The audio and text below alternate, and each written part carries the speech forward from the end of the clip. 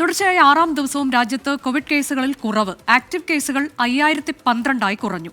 24 മണിക്കൂറിൽ രാജ്യത്ത് ഒരു മരണം റിപ്പോർട്ട് ചെയ്തു. കേരളത്തിലും കോവിഡ് കേസുകൾ കുറഞ്ഞു. അച്യുതൻ വിശദാംശങ്ങളുമായി. അച്യുതൻ, കഴിഞ്ഞ ദിവസങ്ങളിൽ മുതൽ തന്നെ നമ്മൾ ഈ കുറവിന്റെ കണക്കുകൾ കണ്ടതാണ്. ആശ്വാസകരമായ വിവരങ്ങളാണല്ലോ ഇപ്പോൾ പുറത്തു വരുന്നത്.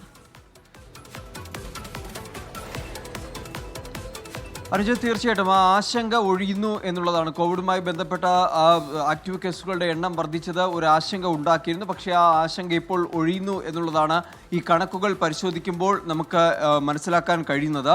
രാജ്യത്തെ കോവിഡ് ആക്റ്റീവ് കേസുകളുടെ എണ്ണം 5012 കുറഞ്ഞിരിക്കുന്നു. കഴിഞ്ഞ ദിവസങ്ങളെക്കാൾ വലിയൊരു കുറവാണ് ഇന്ന് ഈ കഴിഞ്ഞ 24 മണിക്കൂറിൽ രേഖപ്പെടുത്തിയിരിക്കുന്നത്. അതായത് 596 കേസുകളുടെ കുറവാണ് ഒറ്റ ദിവസം രേഖപ്പെടുത്തിയിരിക്കുന്നത്. ഒപ്പം 24 മണിക്കൂറിൽ രാജ്യത്തൊരു കോവിഡ് മരണം റിപ്പോർട്ട് ചെയ്തിട്ടുണ്ട്.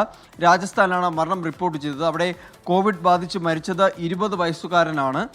ഒപ്പം കേരളത്തിലും കേസുകളുടെ എണ്ണം കുറയുന്നു എന്നത് തന്നെയാണ്. 1043 ആക്റ്റീവ് കേസുകളുടെ എണ്ണം കുറയുന്നു എന്നത് ആശ്വാസകരമാണ്. ഗുജറാത്തിലും കേരളത്തിലുമായിരുന്നു രാജ്യത്ത് ആക്റ്റീവ് കേസുകളുടെ എണ്ണം കൂടുതലായി ഉണ്ടായിരുന്ന സംസ്ഥാനങ്ങൾ. ഗുജറാത്തിലും നിലവിൽ 700ലേക്ക് ആക്റ്റീവ് കേസുകളുടെ എണ്ണം കുറഞ്ഞിരിക്കുന്നു എന്നതാണ്. എന്തായാലും സാഹചര്യങ്ങൾ അത് ആശങ്ക ഒഴിയുന്ന സാഹചര്യങ്ങളിലേക്ക് കൂടി കടക്കുന്നു എന്നുള്ളതാണ് അനുജ. ശരി, ആശ്വാസകരമായ വാർത്തയാണ് ഇപ്പോൾ പുറത്തു വരുന്നത്.